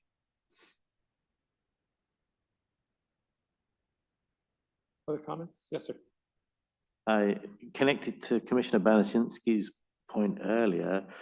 I really like in the flood, for frequently flooded areas, that lines 10 through 12. I think that's really important that we state that, although flood events do cause human and property related damage, it's important to note that they provide critical functions for riparian habitat, et cetera, et cetera. I thought that was really nice to see called out. And I really like all the bullet points about trees as well. I think it's great to call all of that out here.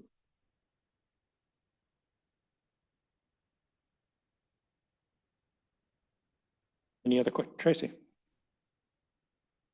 I'm going to speak to tree preservation and canopy protection first, and then I might circle back to frequently flooded areas. I love this section, and I wouldn't change anything that's there. I would love also to see a discussion about what percentage of our urban canopy is attributable to St. Edward State Park.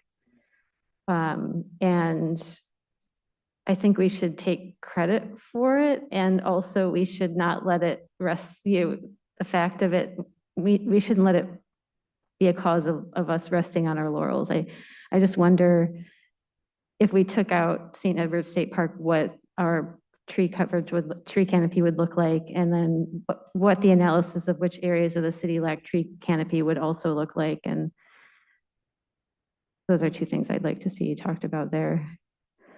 And then, yeah, to Commissioner Dorian's point, I do really appreciate lines 10 through 12 in the frequently flooded areas section. And I'm wondering if there could be even a bit more of a paradigm shift here, because flooding isn't a problem. The problem is that we built houses too close to rivers, and that we have manipulated them such that they can't just naturally, spread out and flow as they need more space. We've channelized them and embanked them, and so what happens is, like, especially when you have big storm events and a lot of rainfall, water just rushes down like a chute. And if it gets high enough, it'll just kind of like overbank, and then that's the problem, but it's kind of like rain, rain is not a problem. It's the impervious The surfaces. result of a built Yeah. environment. Yeah. It's created. Yeah. So just to follow on that, Tracy, this is one of those places where I put a flag in this and would want to know in which element do we address the land use restrictions or requirements, rules that would address that we're not overdeveloping in areas that are flood plain. I'm sure we have it, but it would be nice to have a cross-reference or something to that so we know where it was.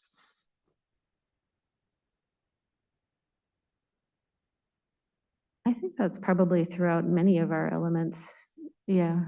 And I see the city being responsive to it I think they're acquiring a lot of parcels around the Swamp Creek wetland, especially the one most recently on Mud Creek, because of response to this issue. It's happening on the Cedar too. Like, we're finding that the best thing to do is just move people out of the floodplain. Just want to add to that real fast. I'm wondering if we should explicitly state that, that we're looking to basically minimize development, or especially, new development and redevelopment in areas in floodplains, and shift density and folks away from that somewhere. Obviously, there is the constraint of reasonable use, but beyond that.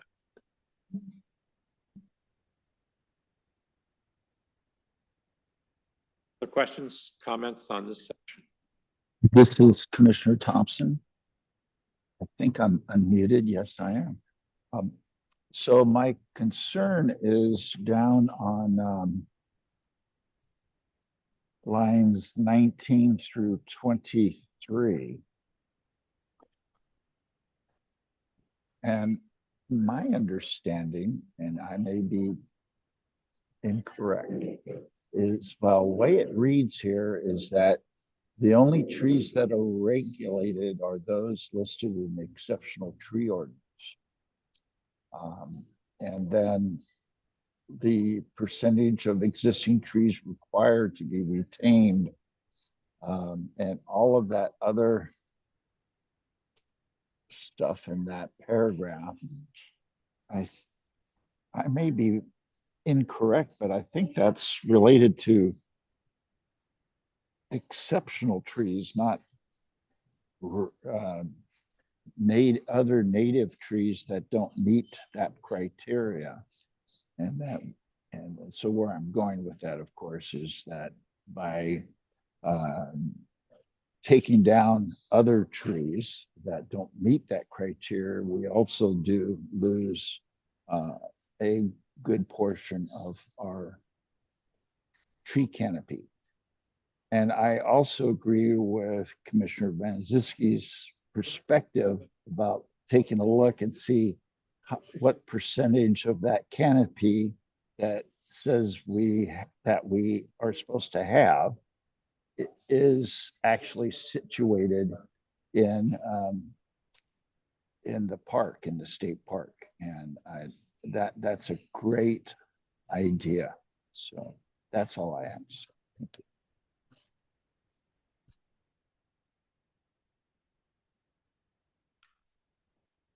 Other questions, comments on this section? Move us along.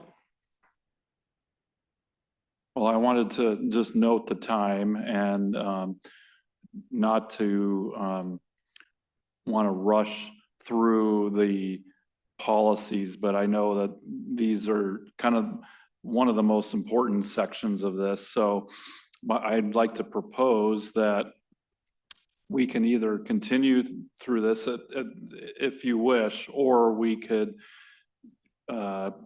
pause here for this evening and all the comments we've noted, of course, but if you have your additional thoughts and suggestions that you can certainly send those to Debbie and myself, we'll go over those at the next meeting.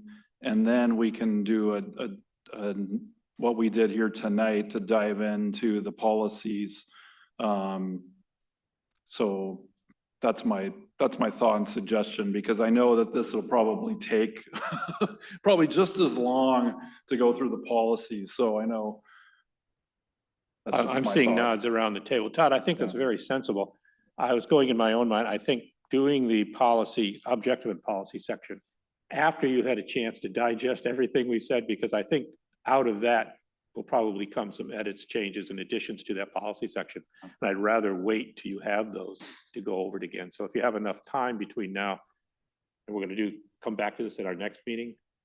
Yeah, I think that would be useful. How much do we have up to get us up? That's it. We're basically. That's why I'm mentioning this now is this is the end of the narrative portion. We've got a lot to work with here, plus any comments that you want to send to us. I'll have a errata sheet prepared for the next meeting. We can take the time that we need to go through those comments and any additional new ones that you might think of as we go through this.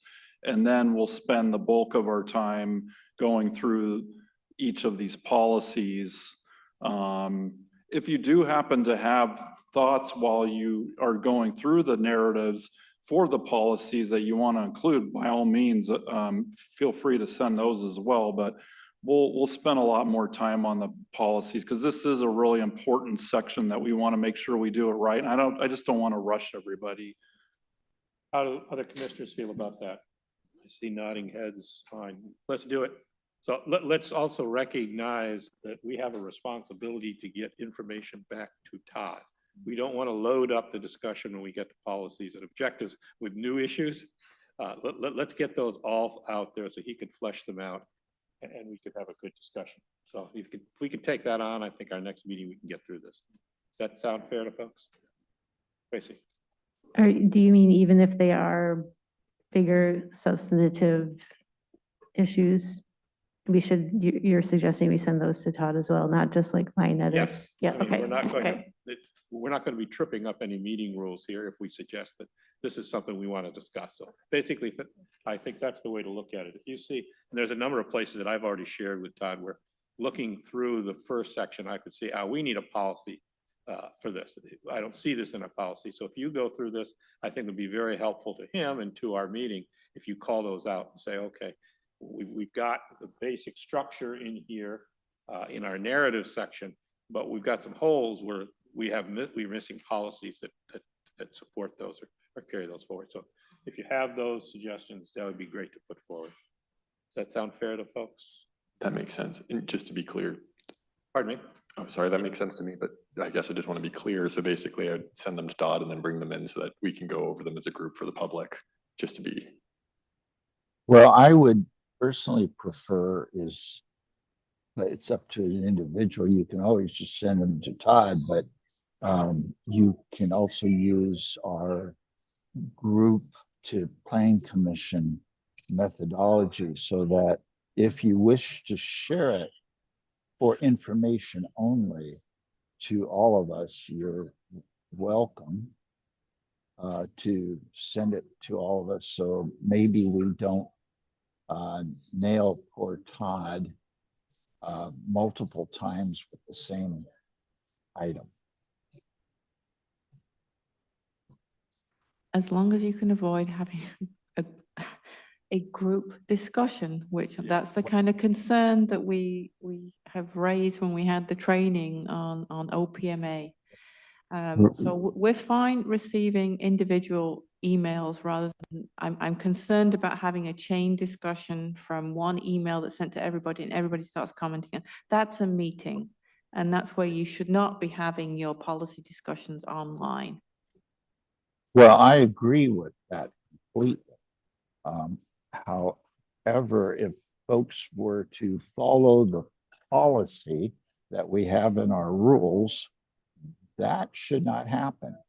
But if you're following the policy and you're just providing that to the rest of us for informational purposes only, that's okay. But Debbie's absolutely correct. Once somebody sends it, that, you know, you cannot reply to all and do all that stuff or individually count votes. So I think we've gone over that. And I want to thank Debbie for reminding everyone not to do email meetings and So comply maybe to with get rules, concrete, guys.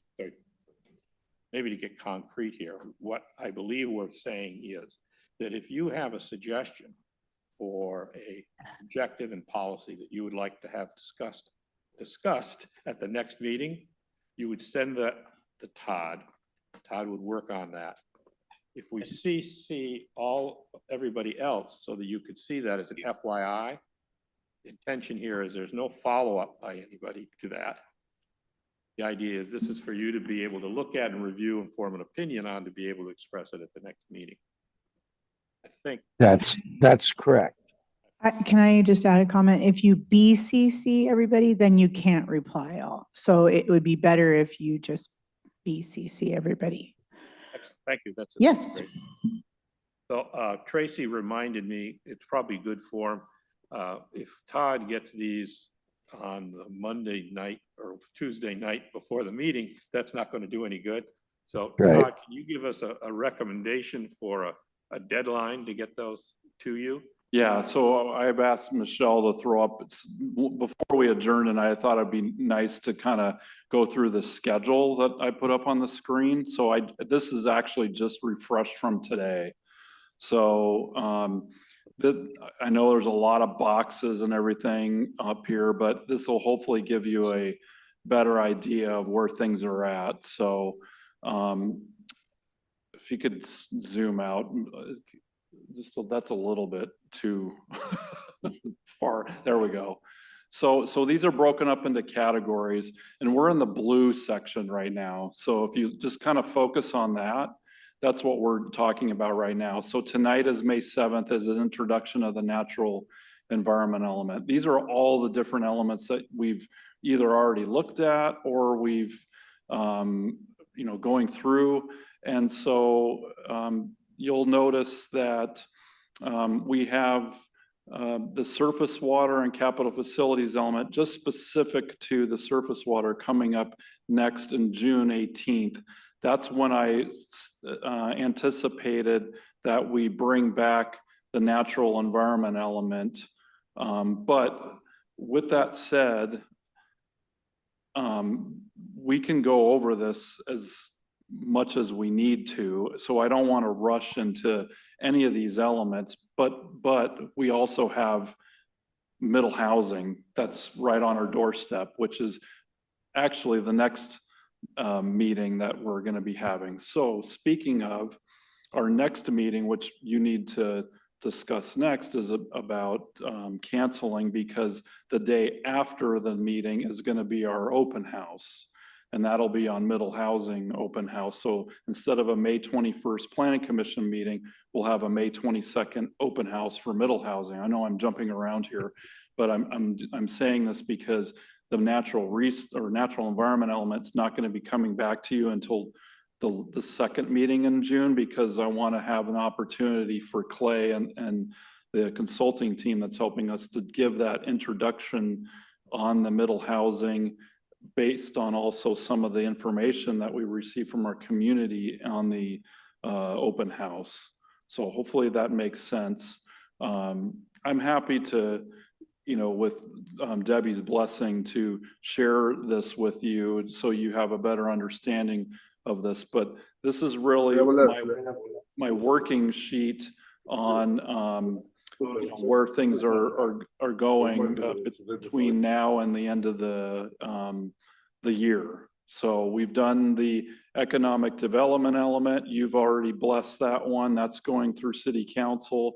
We've already done the first iterations of the community design and downtown element. We're waiting for the ULI report delivery, which I've noted up there on the screen. And then Debbie and I are going to meet to go over that, make the changes that we've gotten from the commission on those, and then bring that back to you. Then we're going to be doing this open house, the first discussion on middle housing. Then we'll come back to this natural environment. So back to deadline of when I need those. This would be preferably, if I can get those back by the end of the month or early June. How about the end of business next Friday? That would be great too. I mean, honestly, Does that work for folks? I don't want to rush. Gives you a week and a half. Yeah, I don't want to rush everybody, but. If you won't get it. So this is just my snapshot of kind of what's happening in the next month or so. So does that sound fair, folks? That we get something by the end of the business next Friday to Todd? That would be our additions, edits to objectives and. So let's look at your recommendation for canceling a meeting is, let's get that very Just a specific second, Dwight. here. Tracy's having a breakdown here. We need to. Oh, I'm so sorry. May I respectfully request perhaps one more week so that we have 2 weekends? I have like really packed work weeks, and it would be Okay. helpful to have maybe 2 weekends. I don't see So anybody maybe objecting to May that. 24th. May 24th. Okay, that's the date. Thank you. So, that's what I'm looking for. Is she out of crisis now? I think so. The color's coming back. Okay, good. Breathing seems to be normal. Go ahead, Dwight. Essentially the week before the Memorial Day week. So I'm sorry, I'd like to focus in on the concept of canceling the meeting, because if we do that, we need to make a motion to.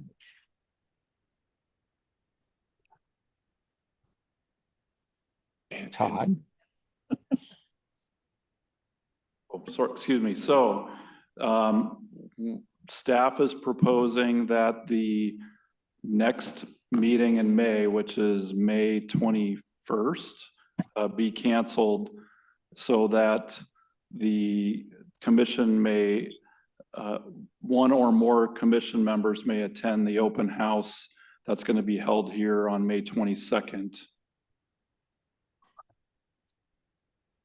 Okay, so I'll move that we cancel the May 21st Plan Commission meeting, and that we put a notice on the website or wherever you actually put this, that there's a potential quorum during the times of the Missing Middle open house. Yes, and Shannon will issue that notice out to the public. I'll second that motion. All in favor? Aye. Unanimous, pass. We'll cancel the 21st. Any other business? I will declare this meeting adjourned. Come back home. Thank you, Mike. You're welcome. Have a Don't good- forget And, to come home. Yeah, have a good Well, trip. I know. Thank you, We're- Dwight. we're-